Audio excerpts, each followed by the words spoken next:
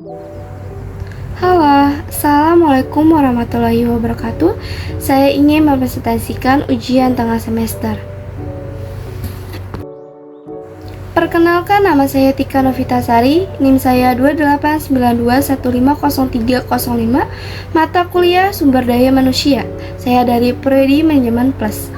Saya bersekolah di Universitas Pancasakti. Saya semester 4, dosen pengampu Bapak Sugeng Prayetno. Pengertian manajemen SDM dalam usaha pencapaian tujuan perusahaan.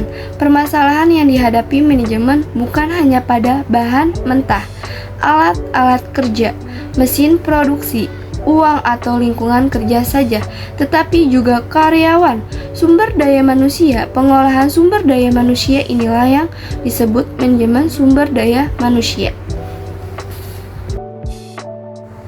Mengapa SDM harus dikelola? Saat ini sangat disadari bahwa SDM merupakan masalah perusahaan yang paling penting karena 1.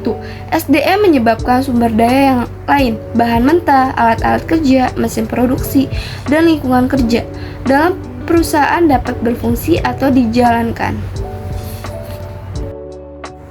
2. SDM dapat menciptakan efisiensi, efektivitas, dan produktivitas perusahaan. Dan ketiga, melalui MSDM yang efektif, mengharuskan manajer atau pimpinan menemukan cara terbaik dalam mendayagunakan orang-orang yang ada dalam lingkungan perusahaannya agar tujuan-tujuan yang diinginkan dapat tercapai.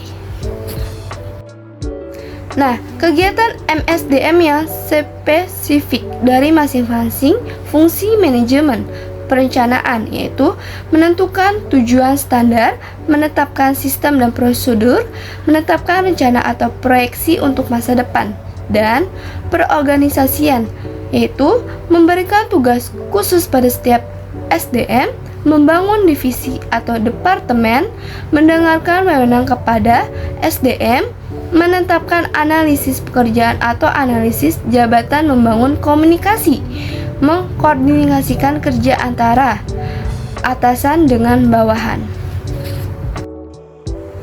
Manajemen staff menetapkan jenis atau tipe SDM yang akan dipekerjakan, merekrut calon karyawan, mengevaluasi kinerja, mengembangkan karyawan, melatih dan mendidik karyawan, dan kepemimpinan mengupayakan agar orang lain dapat menyelesaikan pekerjaan yang menjadi tanggung jawabnya, meningkatkan semangat kerja, memotivasi kerja karyawan. Pengendalian menetapkan standar pencapaian hasil atau target kerja, menetapkan standar mutu, melakukan review atas hasil kerja, melakukan tindakan perbaikan sesuai kebutuhan. Pengawasan melakukan audit terhadap kemungkinan adanya ketidakcocokan dalam pelaksanaan ataupun sistem prosedur yang berlaku, sehingga menimbulkan risiko yang tidak baik bagi perusahaan di masa depan.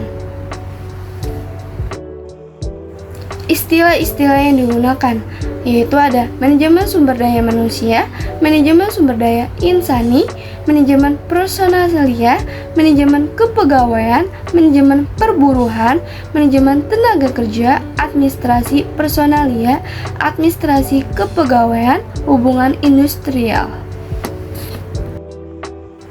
Personalia HRD RM. Personalia yaitu kegiatan pengolahan SDM yang lebih fokus pada hal-hal yang bersifat administratif, yang mengatur hubungan kerja antara employer dan employee sebagai salah satu sumber daya yang dimiliki organisasi. Aktivitas paling intens yang dilakukan oleh bagian personalia biasanya adalah rekrutmen.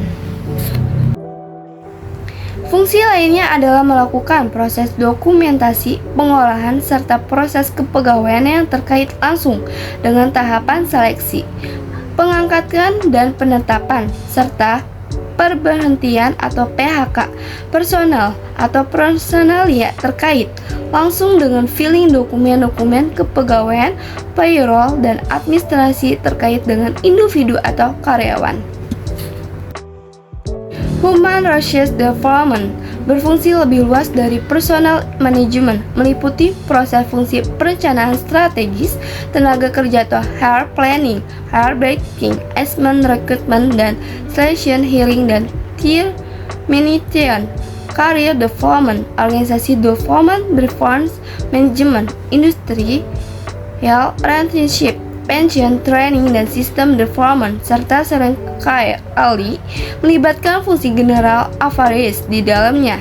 Dengan demikian, HRD adalah pengolahan SDM yang lebih fokus pada hal-hal yang berhubungan pengembangan SDM sebagai salah satu sumber daya penting yang dimiliki organisasi. Human Resource Management adalah kegiatan pengolahan SDM yang secara holistik merencanakan, mengorganisasikan, menggerakkan, dan mengendalikan SDM sebagai aset yang dianggap lebih penting dibandingkan sumber daya lainnya. Semua aktivitas dan subsistem manajemen SDM diperhatikan secara proporsional sesuai dengan strategi organisasi. Tujuan manajemen SDM meningkatkan kontribusi produktif orang-orang yang ada dalam perusahaan melalui sejumlah cara yang bertanggung jawab secara strategis, etis, dan sosial, yaitu ada peningkatkan efisiensi, peningkatkan efektivitas, peningkatkan produktivitas, rendahnya tingkat perpindahan karyawan, rendahnya tingkat absensi, tingginya kepuasan karyawan, tingginya kualitas pelayanan, rendahnya komplain dari pelayanan atau pelanggan, meningkatkan bisnis perusahaan. Fungsi manajemen SDM, fungsi manajerial, yaitu ada planning perencanaan, organizing perorganisasian, designing pengarahan, controlling pengendalian, fungsi operasional, yaitu pengadaan tenaga kerja SDM, pengembangan, kompensasi, pengintegrasian, pemeliharaan, pemutusan hubungan kerja. Peran manajemen SDM melakukan analisis jabatan, menetapkan karakteristik pekerjaan masing-masing SDM, merencanakan kebutuhan tenaga kerja dan merekrut calon pekerja, menseleksi calon pekerja, melakukan pendapatan dan orientasi karyawan baru, menetapkan upah, gaji, dan cara memberikan kompensasi, memberikan inisiatif dan kesejahteraan, melakukan evaluasi kinerja. Mengomunikasikan, memberikan penyuluhan dan menegakkan disiplin kerja, memberikan pendidikan, pelatihan, dan pengembangan, membangun komitmen kerja, memberikan keselamatan kerja, memberikan jaminan kesehatan, menyelesaikan perselisihan perburuhan, menyelesaikan keluhan, dan retention karyawan. Pendekatan manajemen SDM, pendekatan strategis MSDM harus memberikan andil atas keberhasilan strategis perusahaan. Pendekatan SDM, MSDM merupakan manajemen manusia, jadi pentingnya dan martabat manusia tidak boleh diabaikan. Pendekatan manajemen SDM, pendekatan manajemen MSDM merupakan tanggung jawab setiap manajer.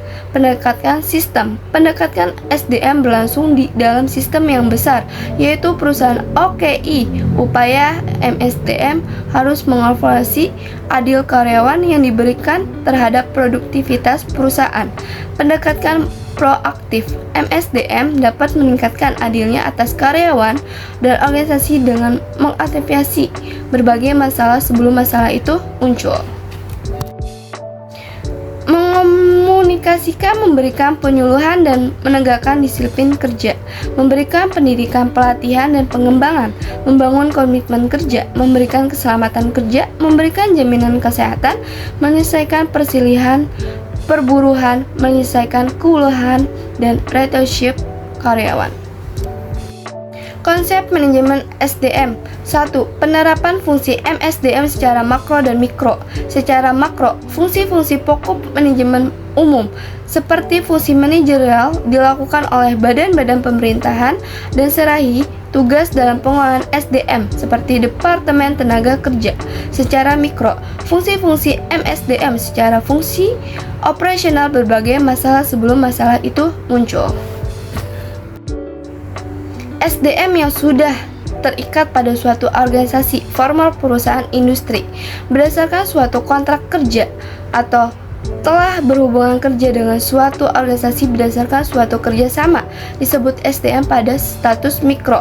SDM yang masih bebas atau belum terikat kontrak kerja atau kerjasama dengan suatu organisasi disebut SDM pada status makro. Konsep manajemen SDM 2. Prinsip-prinsip MSDM yang perlu diperhatikan.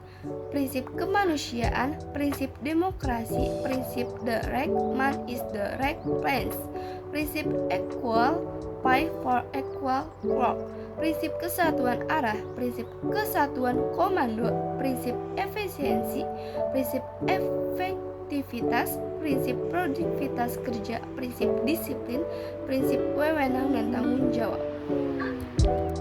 Praktik manajemen SDM sebagai ilustrasi.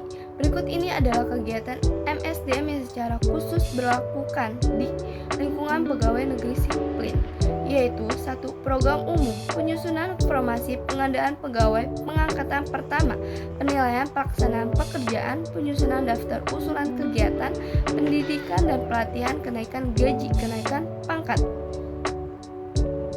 tunjangan, mutasi jabatan, mutasi kerja, pemberian cuti, pemberian penghargaan, pembinaan kesejahteraan, tabungan asuransi pensiun, pemberhentian pensiun.